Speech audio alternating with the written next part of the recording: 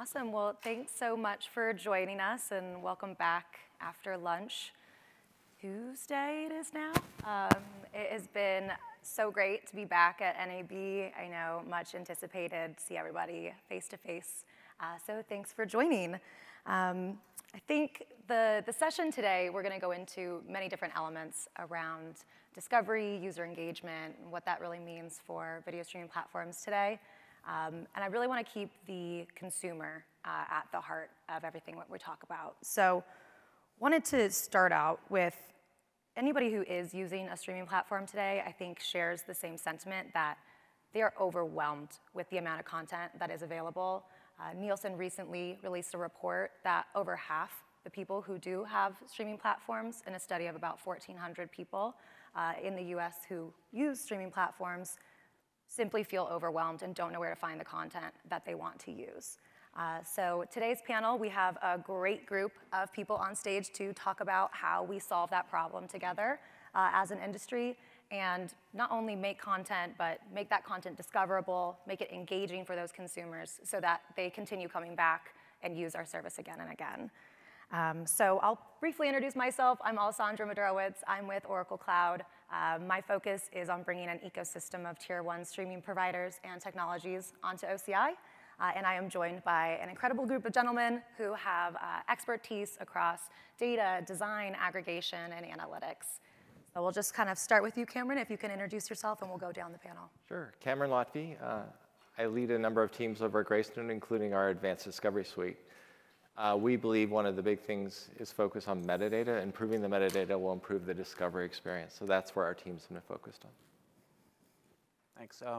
My name is Enrique Olives, product marketer at Salesforce. Been with Salesforce for 2 years. Came through the acquisition of Velocity. Prior to that, spent a number of years running the streaming platform for the Filipino channel. So happy to use that perspective as well. Thank you for the excuse to wear pants today. Hi, everyone. Jason Williams. I head up product design and UX at Plex.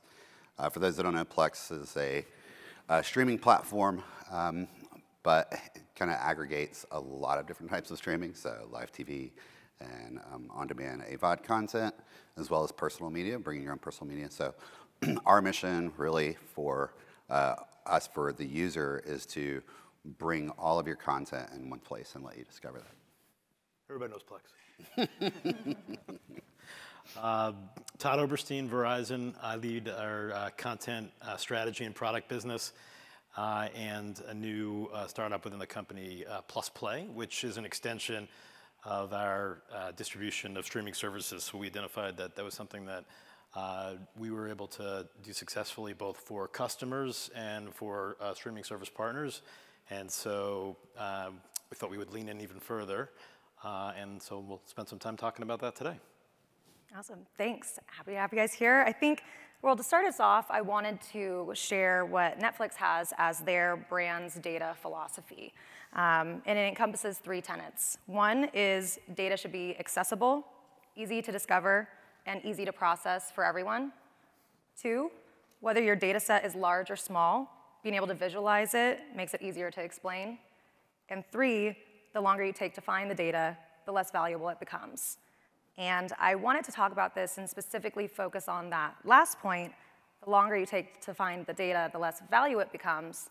Because in the instance of consumer streaming services, and then thinking about the consumer, is that data not the content that they're looking to find? And with the billions of dollars that these companies are spending on content, how valuable is that content really if your consumer can never find it?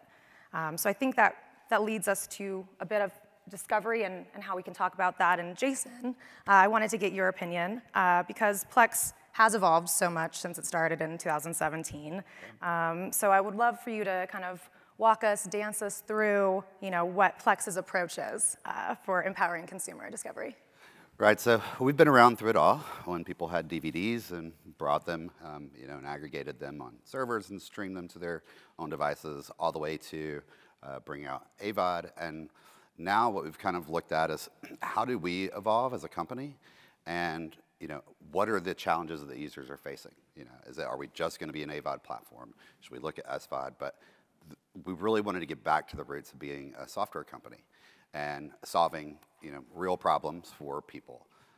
And so we're really kind of focused on recently, and you may have kind of seen the announcement, is we've kind of added 3 different areas that we're focused on now to solve the app dance, if you want to call it that, where you've done it. You open up Netflix, you flip around, you scroll for 10 minutes, you go, okay, didn't see anything interesting there, or, oh, that's a maybe, but let me go make sure I check Disney Plus and HBO Max, and you do this routine over and over, and finally, you either probably feel like you settled on something, or you just say forget it and you open YouTube, which is, I think, what a lot of people do. And it really leads into what you mentioned on discovery. We have all these services. How do we find this content? How do I get recommendations across the services that I use, which I think is the most difficult part. People are paying for services that they're really never even browsing, or they can't actually dig through and find the content. So we wanted to focus on 3 things. The watch list, that needs to be universal. When we were talking to press during this whole thing, 3 people brought up that they keep a watch list in Excel, and that blew my mind. And I was like, at first that seems crazy for someone to say that, but then you go, well, I get it. Like, what else are you going to do? So the watch list, and in order to get things on your watch list, a new Discover section to find content across all of your services, as well as within Plex's own catalog. And then, honestly, being able to search. Like, you hear a title, we have those conversations, someone's like, oh, you have to watch Severance. Like, such a great show. And normally the next question is, well, where is that? Yeah. And we all, hate that question because sometimes you don't even remember. So, being able to universally search and find where you can stream content, I think, is important. Yeah, absolutely agree. And I think, Todd, you might have a similar or a vision. I'm curious to then hear your guys' approach, because with Verizon's recent launch of Plus Play, you guys are aggregating a bunch of streaming services into one. So I'm curious to learn how Plus Play is approaching the solving the discovery challenge for consumers. Yeah, I mean, it's great to hear Jason's perspective, because he's been on the journey, and it's a never-ending one, right? Because you're learning, it's learning into next best action, and that changes every second. So, we launched an alpha version of Plus Play, and we'll launch the full version later this year. But I mean, next best action is something that we've got today with just our broader business, and so we're personalizing today for the customer.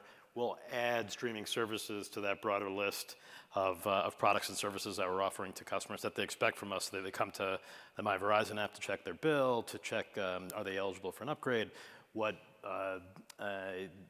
is there a discount on Apple on AirPods, and now would you like the first Netflix on us for a period of time, right? So I think from a discovery point of view, how we're going to approach it, and we're not going to have actual access to your watch behaviors, because we're going to be a place to discover the content and purchase it and then manage it. And I'll get into the manage portion later.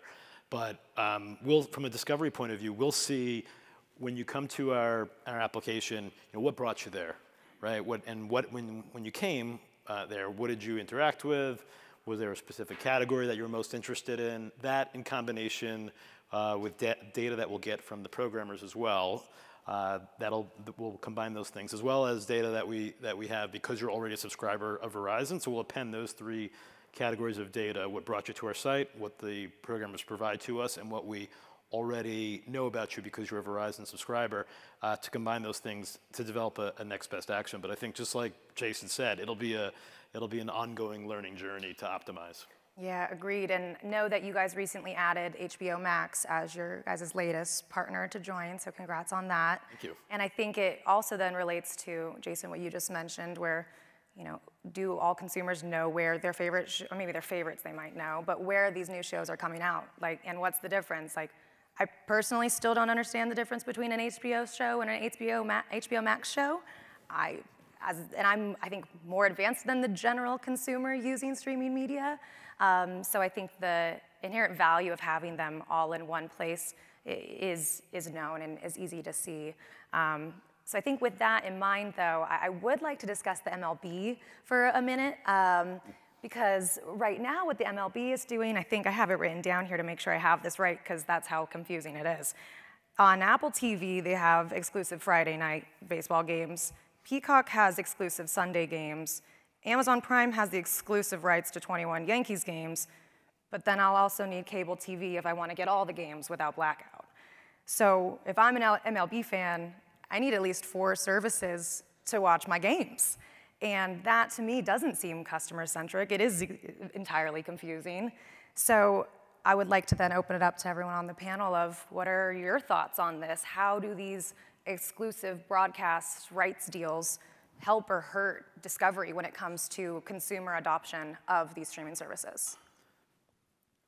I'll jump in. I think, from a data perspective, we can definitely solve the problem of figuring out where the games are, because we're able to look at across those services and aggregate them together. It sounds like Jason's doing similar things there, so that at the end of the day, you can know that it's on Amazon or it's on this place. The challenge for the consumer then is, they can at least find that. For the brands, I would think they're looking for that top content, right? So how do I pull someone in to check out my service and try to keep them there? And so that's the benefit of why they're looking, in my opinion, why they're grabbing the MLB baseball games and other sports services, because those are unique. What might be interesting also, though, is you're going to get data from 4 different sources, right? So you're already running your platform with multiple systems in place. You're going to bring in more systems, then you're driving even more complexity in place, right? So that's what we're seeing with a lot of the customers that we're working with globally. The fact that having to bring all of that data together is a huge challenge. Yeah, I think education is the hardest part here. I mean, discovery, even if we all solved it in terms of discovery on, hey, you can watch it here, and this one you can watch here, and this you can watch here. How do you justify to the user, and sports is a particularly challenging one, obviously, but how do you justify to the user that, I'm a huge baseball fan, and I want this game and these nights, but am I willing to spend the extra bucks for these? I don't know. I mean, I don't even have an answer for this. I don't think anybody up here will have a definitive solve there, but I think that is going to somewhat be on the MLB at some point in time. I think some of the content creators are going to have to start taking some thoughts and ownership and how they do deals where it makes sense for their users as well. I mean, just like we're going to try to be user-centric on whether it's our app development or the way that we're thinking about data, I think content creators, are going to have to start having a sense of responsibility as well, making sure that they're doing things that make sense for the end user. Well, years ago, it was all linear, so you could just watch it. It didn't matter whether it was CBS, ABC, but now, to your point, you have to subscribe to these services. Yeah, and full on subscribe. It's not just, catch a game on this service or that service. And I think it's even more interesting specifically to the MLB, and we won't harp on them too much. But if you think about, the MLB demographics and, the people who are those super fans of MLB and what that demographic looks like, and is that demographic already proactively, engaging with streaming services, or are they the slowest to adopt a streaming service? And if slowest to adopt one, is it too much of a roadblock or a hurdle to adopt 4 at once? And I think then Plus Play then might have a unique opportunity to aggregate things like that. Yeah, I think you bring up a good example, but there's so many, right? Like Greystone's another, like, where do I watch Greystone, right? Is that what it's called? Am I thinking of the right show that's like on like 4 different... Yellowstone? Yellowstone. Greystone, Greystone, Yellowstone. Greystone, I know. That was going to be my example. All right, so I mean, it's like 4 different streaming services, right? It's like you can watch season 1 here. So I mean, I think it's exciting on one hand because we're at an interesting time in this industry, right? It's so new. It's like we've got an opportunity to shape it. But at the end of the day, the consumer's going to rule, right? And they're gonna grow tired of exactly what you just said. And who's going to solve it for them? That's what'll be interesting to see as we're all learners as we are drivers of the industry. It's like, will the programmers themselves solve it by bundling with each other, to your point, to make it easy. And we've, in talking to potential partners for Plus Play, we've heard from them like, no, you're not going to do it for us, Todd. Aggregators aren't going to do it. You're not going to re-aggregate. You're not going to turn streaming services into cable, right? You're not going to re-aggregate. We're going to do it ourselves. I'm like, okay, maybe. Like, okay, you might want to start because back to your point, it's confusing. It's the Wild West right now. So it's exciting, but it's also, we're going to have to, the consumer will rule and we'll have to sort it for them, just like Spotify and Apple Music and other services delivered your music to you in elegant ways. And at the end of the day, the consumer decides what's going to happen. Totally. There's one piece I just want to jump in on. There is one benefit to this, which is the folks out there that watch curling or European bike racing, all of a sudden now those types of sports are available and distributed. And so with data being, like we have a product, streaming sports, that can pull those together, but that is a benefit for a consumer as opposed to trying to watch something at 2 a.m. to kind of catch something on a European channel. Now you can see, okay, well, here's all my sort of sports that I'm really a fanatic on, and I know where to find them, and that's going to open that up. That's a good point. If you are actually a niche watcher right now, like in niche genres or sports that are not the most popular, it is a great time to have access to tons of free content. Yeah, and I think that leads itself to kind of the next point around, so if it's becoming cable again or not, it's cable 2.0.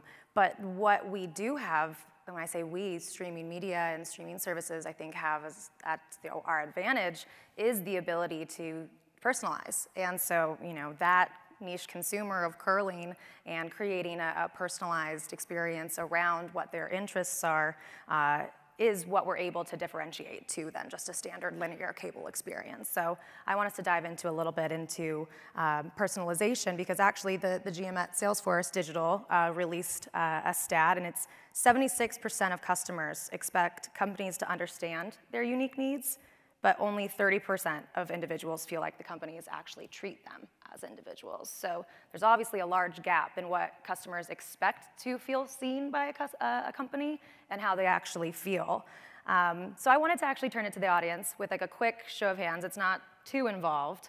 But have you ever been, or show of hands, if you've ever been digitally suggested something, whether it's a product or a show or an ad, and you kind of had that internal monologue and you're like, how did you know? Like, You mean in the last 5 thank minutes? you. Yeah, you. Today, Thank you. I think most of us have had that experience where, this data and these insights are actually getting to know consumers almost better than consumers are able to articulate it themselves. And so really getting into the mind of your consumer and that diverse consumer base to build around them. So Cameron, I actually had a question for you around, what data can a service leverage when it comes to Gracenote and your guys' metadata capabilities to make a consumer feel seen or feel, even an attachment to a service in a way that, we couldn't get traditionally? Sure, I would say the one thing that we focused on a couple years ago and really spun up was focus on the data side. So algorithms are getting better and better. Really good algorithms now in terms of discoverability and personalization, but if you don't have the right fuel, at the end of the day, if you don't have that nuanced data that helps you kind of distinguish between shows, for example, you and I could both like dramas, but there's a huge span in terms of dramas available. And so if all you've got is a genre and a celebrity and you're trying to personalize on that, you just don't have that. So one is providing better data, which that's something we do. But then the second thing is visually merchandising it. We believe strongly in this because at the end of the day, you could present the great recommendations for a consumer, just what they want to watch today, but if they look at that image and go, yeah, that doesn't look, for the example I use is Last of the Mohicans. Has anyone ever seen that movie? So the poster art there is Daniel Day-Lewis running with a musket and hatchet. But for those that have seen the movie, there's a whole love story component with Madeline Stowe, right? But none of that comes through in the poster. So if you're recommending that, the algorithms are saying, oh, you really you're okay with war, and but you also like love stories, you're not going to get that from the poster. But that's the whole point here, is to be able to recommend and surface the content that will engage your consumers and keep them around. Because as we all know, it's a zero-sum game, right? So if they're not watching you, they're watching someone else. And eventually, if they're not watching you, they will churn. Yeah, and I think that then leads to Salesforce and how you guys look at, personalization and data similarly, and what that subscriber journey looks like, and exactly what Cameron was alluding to. I mean, from your perspective and from Salesforce perspective, what are those best practices to kind of engage that subscriber on that journey and make sure they do feel a part of your service? Right. So we view the subscriber journey in 5 phases. One is it starts with attraction, and then onboarding, right? And then after that, it's sort of not linear anymore, right? You're trying to drive higher engagement, watching more, listening more, sharing, tweeting, commenting, right? And then servicing them, whether it's providing self-help capabilities. Nobody wants to call a call center if I want to upgrade my package, right? When's the last time anybody ever did that? And then obviously retention, right? This whole notion of maximizing customer lifetime value, right? You want to keep subscribers for as long as possible. Yesterday, we had a theater session, and I was sharing that our friends at Deloitte were saying that the average acquisition cost is somewhere around $200, right? So if your ARPU every month is like $10, that means you got to keep them for 20 months. Right? That's not even assuming your other costs, right? So how do you maximize your lifetime value? Precisely by driving them higher engagement. How do you do that? I need to know. I need to have real-time analytics, right? Not 30 days after when you realize, oh, I should have done this, or I should have driven them on this personalized journey because I knew that customer X only watched Y number of videos this month, right? Or Z number of hours, right? Yeah. If you have that data, and if you have the data in real time, then you can personalize it in real time. Agreed. And I think when services companies are taking in all of this data, whether it's from Gracenote or Salesforce or Oracle, there's lots of options out there. Shameless plug. You have to, that data itself doesn't really make decisions. It's the decisions based on that data that are really making the business changing decisions, whether it's for the consumer or internal data science organizations. And so I think, Jason, when it comes to personalization, you guys are delivering an experience for the end consumer, but with other services involved. So what's Plex's take on creating a personalized strategy when it involves so many other services? Yeah, so as we kind of talk about the journey, there's obviously data, there's AI, machine learning. Probably talked about that to our heart's content over the last 3 years. I could go on a tangent on talking about recommendation engines, and those are important. I think it's equally important, and what we're going to probably see a shift to is more user control as well. So not necessarily having the machine try to do everything for a user. Particularly, I can just speak to Plex here a little bit, is that we have a huge variety of users. Some come to us, again, for personal media. Some want to, looking at live TV channels as a supplement to, not having cable. Others just want to watch on-demand movies. And then now, hopefully, users are, finding new content to watch on other services. So we don't necessarily know why that user's there. We also have, title music and other things. And one of the things that we have found, though, and that people actively do, is they will personalize themselves. They will select the services that they care about. We provide them the opportunity to organize their kind of main menu bar, and that impacts their home screen. And they will go through the time to do that. They will move live TV up to the top. Because our media experience, we talk about discovery, but it's not a one-size-fits-all thing. It's not necessarily just, hey, we're going to give you the best kind of content rows that we can think of for you. It's how do you let the user feel like they're in control a bit? And I really do feel like we're going to move more and more to that, even on TVs. Especially, I think social is going to penetrate our TVs probably sooner than most people realize, and how that ties into movies and shows and the content that you watch. Even if you look at social media today, a vast majority of that, or not a vast majority, but a large portion of that is centered around media that's already there, whether it's a baseball game or so. You're going to have controls in place to fine tune. How do I follow the things I'm interested in? How do I demonstrate the categories that I care about? And while machine learning and AI are important, they can't be the only way that we solve that problem. I agree, data takes you so far, but I think like Todd said as well, like consumers are the ones using it, and consumers are humans and, have their emotions and their whims, and as we know, can really band together and make collective large changes. And so with Todd, actually, would love to hear your thoughts as well. You had mentioned that through Plus Play, the individual streaming services will be managing the consumer's data and will be managing what they're watching and, what data they have on that subscriber or that user. How does Plus Play look at leveraging real-time data to create a personalized experience? Well, first I'd like to say that we work with Gracenote, and Cameron just proved that he's a great supplier for us with his example of The Last Mohicans. And next time I want to watch a movie that has nothing to do with romance, I'm going to call him and ask him to help me position it to the person I want to watch it with, who might not be as interested in what I'm interested in watching it for. So, sorry, I just couldn't let my bad jokes go. But I think that. I think it's a learning. I mean, I think listening to everyone up here, I think it's going to be an ongoing journey. For us, we are new to this space, right? This is very new for us in terms of, so far we've procured for the customer as part of our data plans and said, hey, Disney Bundle, Apple Music, Discovery, you get that, all part of the plans, right? And that's worked well for us. In terms of distribution, for the customer, they've liked it. It's been a good differentiator for not just us, but our competitors as well.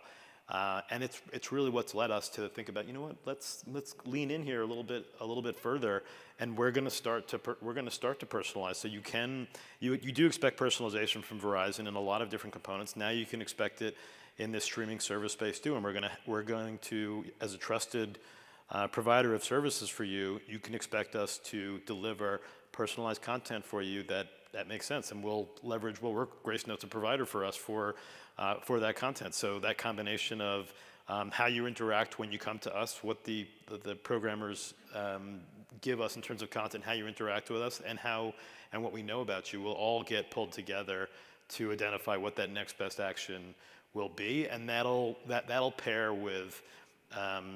After discovery, then purchase itself. Like we're going to come in as the fourth aggregation platform, and we're going to have a really competitive rev share compared to some of the others, and we're going to reinvest that in promotions, and hopefully in combination with the discovery piece that's optimized and the promotions piece that is both attractive from a price point of view, and hopefully we're bundling in a way that makes sense so that your MLB example, we can solve for it, or Greystone and Yellowstone, sorry, I'll say it again so you can use it in the example. And then we're gonna have a managed platform also, so that'll be the third component. So it'll be discovery, purchase, and manage. So we're going to try and take on the ambition of trying to pull in all of your streaming services into one place in a management platform, and then we'll bill on behalf for you. So you don't have to have various relationships or question, when does that promotion end, or what credit card do I use, or how many screens do I have? It's all pulled together for you in one management dashboard, and then you're billed for all those services through Verizon Marketplace Services will be the name of the merchant. So we'll see but it seems like that should start to help solve and sort for the space, help customers, and help some of the programmers who, as we've seen, going it alone is rough waters. Yeah, I know, Enrique, did you have something you wanted to add to that? I just wanted to add, so a lot of times, because we live here, we take it for granted that the rest of the world has a credit card, right? We have, for example, we're working with a partner in Africa, and they're integrated to like 300 different payment platforms. Wow. Simply because a large part of their market is unbanked, right? So when you were talking about personalization, it's not just the content, right? It could also be how I pay for that content, right? So they're also exploring things like micropayments. Yeah. So it may not be a subscription, but I may just, I want to watch through my mobile phone, and I'm paying just for this episode, just for this season, right? So those are the other things that I think we should be looking at, because markets are different, right? Yeah, entirely. Sorry, were you going to say anything as well? Yeah, I mean, I think it is we easily get a little bit siloed or narrow-minded or focused on, what is right in front of us. But yeah, this is being adopted, globally, and so having a global mindset and being able to serve those different regions specifically, yes, is personalization on a larger scale as well. And I think everyone had heard that, there's not one version of Netflix. There's 33 million versions, and that was said many, many years ago. So I'm sure that number has increased, and I'm sure will increase quite a bit with the recent product announcements and press releases around Netflix this past week. So I think I want to take what we've talked about so far and relate it to two audio streaming platforms, and hear me out, because I think there's a lot we can learn from them when it comes to their approaches and maybe how we apply it to video streaming. So the two being Apple Music and Spotify, which I think most consumers use one or the other, and they're very passionate about which one they use. Apple Music is known in the industry as having the highest audio quality stream, which is attractive to the artists that are releasing their music and really passionately care about the quality of the stream.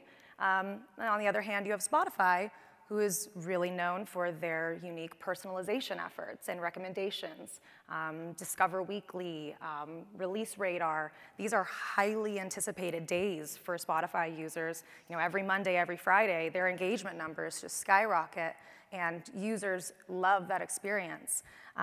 So with that being said, kind of wanted to open up to you guys, and what are your takes on how video streaming platforms can learn from what the audio platforms have kind of showed us today when it comes to building a personalized experience? Happy. Yeah, so I think it kind of goes back to what we were talking about a minute ago, where users want to feel human connection, right? I mean, we've gotten recommended enough by the machines for a while. Like I said, that's important. But at the same time, I think what Spotify is doing is dead on and should be.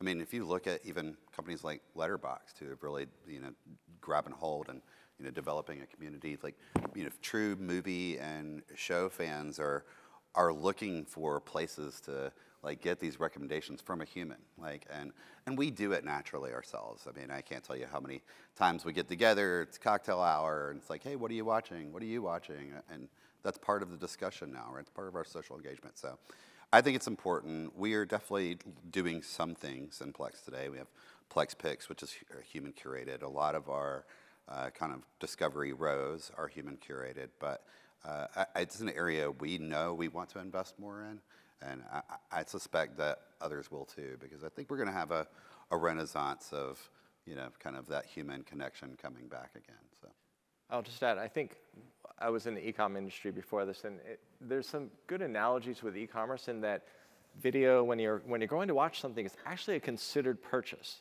right? So you're going to watch a movie, it's a Friday night, and you're trying to pick something.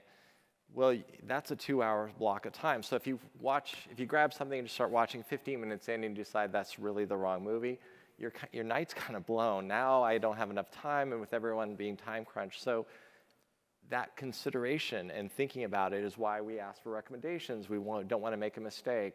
So thinking about an e-commerce funnel in terms of how do you make a consumer aware of content, because a lot of times, oh, I want to watch that. Okay, I'm going to queue that up. There's services now on the consumer side that have built out sites that people can go to, put their stuff in and see what's available because they want reviews. But then you get down to the considerations. So that's the challenge, I think, with discovery, is that you can't just present a user with, okay, here's a show you'll love. They got to dig into it. They have to read some reviews, they hear from people, and then maybe they'll come back. So how do we also help them get awareness of it earlier on so they can build it into their queues? yeah, that's a good point. Yeah. And I think it leads even into, I appreciate you bringing up the e-commerce, because likes, hearting, favoriting things, whether it's a dress or a show, that's been adopted by every single industry. I don't actually know one that doesn't have some sort of concept of a like. And I guess I keep just bringing up Netflix, they're hot on my mind today, but they recently announced that they're now doing a double like. And so you can now double like something to really show you're interested on it. And I worked at Tinder previously, and to me that just screams it's a super like. So at what point, I think Jason, you started to allude to this, is how do we get to personalization beyond click and clickbait? And with your design and UI and UX experience, do we know how much users are really engaging with these heart buttons, are really engaging with the elements that we think we're giving them an opportunity to engage with, but are they really using it? And is that the best way to know if you liked a show? Yeah, so I do think that those interactions are important. Are they something that's done as much on TV platforms today, which is where a lot of the consumption is happening? Not as much. I mean, we do have a rating system in Plex as well today. But for the users that do use it, I think it's important to be there for many reasons. One is obviously it can help with recommendations and personalization. It can help inform you to provide better content recommendations for them in the future. But I think in order for those interactions to be valuable, you have to immediately reward, or the user at least needs to understand what happens when I do this. So I think there has to be some value back to the user for doing it. For a lot of our media server users, just because they want to be able to filter by their 5-star items. But you can imagine in more of a community setting, knowing that your friends, or some social group you're in have all rated this show 5 stars, and you're the only odd man out. Like, okay, I need to watch that show. Or seeing real-time tuning of those recommendations. So I think they are important. I think they're going to become more and more important going forward, because interactions with content is not just about watching it. As we all know, if you're on Instagram or anywhere else, actually engaging, leaving a comment around content, all of those things are just as important, I think. Yeah, I was going to say, so we work with, going back to your sports analogy, for example, we work with a lot of sports franchises that, trying to build this whole fan 360. I think if you take a step back, what a lot of them are realizing is that they don't even know that I'm the person that went to the ball game, bought a beer, watched the video on my mobile phone, right? And then if you take it a step further, am I betting on the game, for example, on an app, right? So if you take a step back, do you really know if it's the same person that you're targeting to? And if you are, then good. But a lot of people are having to even start and build all of that groundwork and that framework to be able to do all of the personalization that they want to do.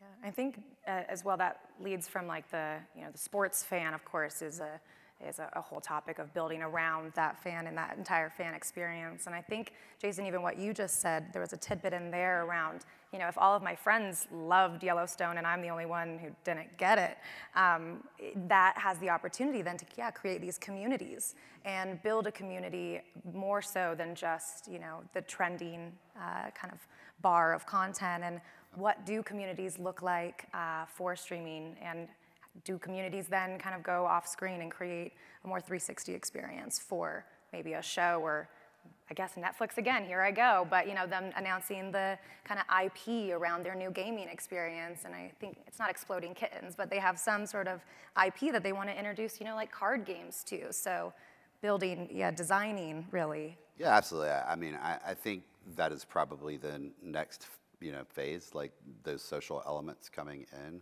to TV. I mean, we do them today on mobile, and people are interacting, but as we always try to take what's in the real world, which is, hey, talking about the shows. We have, for the first time in history, right, we have movie quality shows, like huge budget shows that are coming out, and they draw an audience, and you may be a fan of one and share some interest here, and a fan of another that is completely with a different group. So I think, finding the right mix. You don't want to get in the way of watching actual content, but at the same time, there's already a huge community leading up every Marvel movie, right? I mean, look at all the YouTube videos leading up to the next big release, and then look at all the post-show viewing analysis. Like, it's all going to become an event that communities kind of talk about and move around. I agree. And to one last point about Spotify, I swear, maybe Netflix plugs, I can't promise, but Spotify, something else that they do really well is their Wrapped. I guess wrapped reports is that maybe what they're called, but if you're not a Spotify user, every year at the end of the year, they basically give you a really visual, interactive experience in your app of your streaming behaviors, your most listened to, your favorite artists, what percentage you are in, of that top artist, so you feel, connected. And they see huge subscriber acquisition from that social sharing component and basically providing a positive user sentiment through a different app, through a different medium. Hulu did try to take a page from Spotify's book and did a wrapped concept, I think, last year. Did not see quite the same success. So, not everything that an audio platform does is directly applicable to video. The content is so different. The, active watching versus the passive listening, it is different. But we know that, you just said it, acquisition is what, maybe now $200? That's a wild, per head number. So I want to then kind of focus on, we have the consumers, we have them engaged, we're building these personalized experiences. How do we keep them? And if we've spent $200 a head to get them there, what does retention look like? Maybe Salesforce or Gracenote, if you guys want it from a data perspective, how do we look at retention and make sure we get ahead of it before they decide to churn? I mean, I think the big thing is getting the users to engage with their content. So you bring them in with a tent pole, but then you have to keep them. And so quickly being able to surface and understand what their needs are, what they are interested in watching, and surfacing that, whether it's merchandising, as we were talking about, but understanding as quickly as possible why they're in there is going to be the reason that they stick around. Yeah. I don't know, from a Salesforce. Yeah, I think the quickest answer would be a loyalty program. But to me, the best retention is your content, right? I'm likely not going to stay because you're giving me points and I can exchange my points for something. To me, that's a nice to have, right? But so if you have that, if your content is sticky enough, right, and I'm going to come back and watch more, to me that's the best type of retention. But we are, shameless plug, we are launching a loyalty for Media Cloud. So a lot of our, with our integration with our loyalty cloud partners, we're building that into our media offerings today to allow precisely for that, to allow each company out there to personalize the loyalty program that they want to give, and they're free to sign up with other third-party programs to be able to monetize that and convert points into whatever they feel that their consumers want. Great, yeah, and I think I'm curious to hear, Jason, your perspective as well, because when you're, Netflix, or if you're Disney Plus, or if you're, your standalone service, engagement in your one app is, you're focused on your one app and, how people are staying or leaving or not. When there's a service like Plex, you're deliberately guiding them to leave your application. So what does engagement, what does retention look like from an aggregation point of view? Sure. So, I mean, I'll put it all out there. Up until this launch, we looked at engagement almost purely on playbacks, right? Minutes watched, the average time that users spending watching. We definitely looked at sessions, like from app open to app end, and kind of just to understand, what are people doing.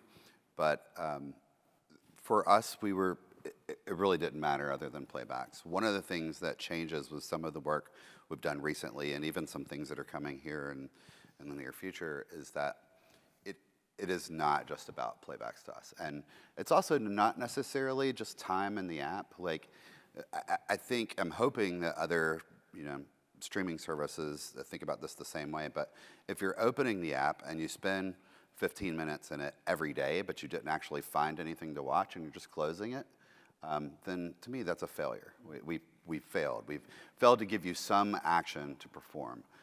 So for us, we are going to be definitely looking at, like, hey, how can we get you to add something to your watch list? Like, even if you're not going to watch now, like, add something to your watch list. That helps you and us create a better experience for you in the future. But what we have already noticed so far, I think when you really think about the user, which is, for us, we want to focus on user trust. That is 100% it. And especially in a world right now where when it comes to content, that's hard to do. Everybody's creating these walled gardens and silos, and it's difficult to navigate. So we said, let's focus on solving a problem. And so far, it's been good to us. Our ad-supported content has gone up since launching this. I mean, we'll obviously look more over time after some of the press kind of settles, but you know, those users who were using those features, using Discover, deep linking to other platforms, using the universal watch list, are also contributing to our minutes watched. And we kind of have to look at it as like, you know, if you were going to watch that, then we probably wouldn't have got to you in the first place. But if you can trust us to come back every day to go, hey, is there anything new across my services? Is there any interesting stuff that I want to go? At least I have my watch list to fall back on.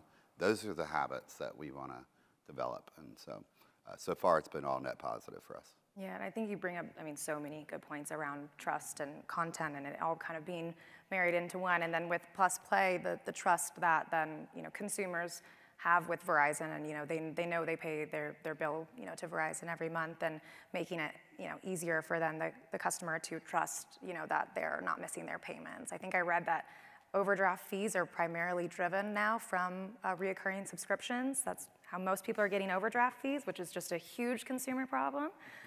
So by solving that or helping solve that problem, I think you're even further developing trust with that consumer. And I think, yeah, retention then, of course, looks different on your end, too. And I mean, do you look at engagement by how many services that they've bundled, or how do you guys look at that engagement? I mean, yes, simply, that is the answer. It'll be, do you come to Plus Play? Do we have a deep relationship with you beyond just the initial subscription that you take with us? Does it lead to you stepping up to a more significant data plan like that you're in right now? Does it make you a more loyal customer to our core business? Those will be all the metrics that we're looking at, just beyond just the how many subscribers and how many subscriptions. But and Alessandro, I think you brought up a really good point before, just about the space with Spotify and Apple Music, and aside from the fact that I made a mental note that I'll need to hire somebody from there because that's because they've cracked the code, so to speak. I think what's interesting is just that, you know, I think about that space versus the video space and like the juice worth the squeeze. Like when Spotify makes a recommendation to me, it's like, oh, okay, that's 2 minutes of my time, right? So sure, they think they're trying to personalize and it's easy, so the juice is worth the squeeze, right? So today, I take very few recommendations from people as it relates to music, because it mostly comes through those platforms. But I would say at least still 60 to 70% of the shows that I watch are from word of mouth. So it just leads to it's just evidence that we're such early days in identifying how we're going to solve the space, and it's exciting. And maybe an answer that popped into my head right now, thinking about your example, is maybe as part of our recommendations, you need to have the 2-minute version of the show, like you have the 2-minute version of the song, right?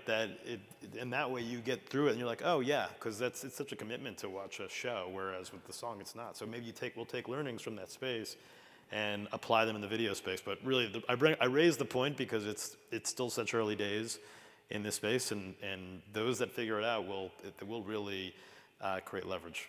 Yeah, and I mean, I'll admit from a consumer perspective, I do the app dance, but my app dance is usually trailers. Mm-hmm. Like I'll sit and watch trailers for 30 minutes because I don't really want to commit to 2 hours, and I'll get the gist of it, and I'm like, oh, that looks cute, or oh, I won't watch that. And so I sometimes choose to engage with just trailers. So I think trailers, though. I feel like they're hit or miss. They're like, think you might be onto something there. Yeah. We have we're kind of running up on time here, and I did want to end us out with the concept again of bringing it back to the consumer and them really being in control here, because I think as we've seen over the past week, the marquee, again, here it is, Netflix, but really they changed our industry, and they really were the driving white horse here of changing consumer behavior and really being the first ones to then introduce this concept of binge watching and really changing the consumer's day-to-day behavior and how they interact with content. But as we've seen, they haven't perfected subscriber retention. They haven't perfected a business model with adding and now advertising. CNN. Again, fun headline these days, launched, how much money went into that, how many resources? Of course, there's acquisitions and all other things involved than just, actual downloads here. But yeah, launched and sunset within a month, a few weeks. 31 days. Yeah, and Disney, you know, getting political heat, you know, in the news, like, will parents make their kids unsubscribe and sing with DVDs? Like, I think we're past the point of we're going back to, you know, more traditional media. I think we are moving forward. But would love to get your guys' perspective on what is the strategy, or what is your guys' thoughts really on creating that staying power for a brand or for a service? It's obviously about building trust, but how does data play into, and how do you create a service that stays the test of time? Just a small question. I'll jump in on that. So I think it's really providing the right, building, as Jason was saying, building that trust that you're going to present the right content to the user, and also helping them in that journey. As Jason mentioned, the other thing is a lot of times you're not sure what you're in the mood for, but there's really no way to communicate with the app and tell them that. Right. You're essentially just scrolling down through a guide and you're hoping to find something interesting, carousel after carousel. But sometimes you come home and you're in a very different mood from what the recommendation engine is sort of, you know, qualified you as in the past. So I think building that an experience where they can be more feedback loop and helping them actually guide their journey a little bit will ultimately help them. And that trust of, I'm going to recommend content to you that I think is best for you. I'll take a different perspective here. So companies like Netflix said they'd never go into advertising, right? And now they are. So never say never. Never say never. So my perspective, or our perspective, is that companies need to have an agile platform, right? So if you don't want to be a one-trick pony, right? So if you're looking at subscription, and then you're also testing advertising, you're going to go into commerce likely, right? And then you might even go into licensing that content. So do you have that platform that has that agility, that flexibility to be able to test these different models and then go deep into these different business models? That would be my take on it. Look for, you know, work with companies that have that capability to deliver that seamless experience across all of these different business models. So probably two separate points, but I think one of the first things I would say is over time, kind of getting on the trust kick a little bit, is kind of ensuring that you're doing the right things in app for the user long term, not just necessarily for monetization or a lift in playbacks. You know, that's something to just be, I would say, hey, we should always be conscious of. I think Netflix is a rock star, so I'm not picking on this, but I opened up the other day and realized I'm probably in an experiment right now where the exit Netflix button has been moved all the way over to the bottom right, and you have to go all the way down and over. And like, to me, it's one of those things where even if that's successful, that keeps someone in the app longer, or those artificial numbers. So look at your data, but then try to actually understand, spend time with the users, really get to understand, you know, what the user struggles are. And kind of go back to what you were just saying, like, provide pathways, like the endless scrolling kind of content row thing. I think it's getting played out. We're going to have to find some new ways to help guide users. Like, don't be afraid to let them pivot to a genre, or you know, help them kind of navigate themselves. So I think those are important. And then, man, I had one more point. It was going to be awesome. I'll just say, I'm sure it was going to change the entire industry. Greystone. It's a thing, Greystone. I think, Todd, please, of course. I think the closing point I'd make is, you know, I think what was exciting about the OTT and the streaming space is going away from linear is that it was direct to consumer. Consumers had the choice. They didn't have to have all of these channels that they didn't necessarily want.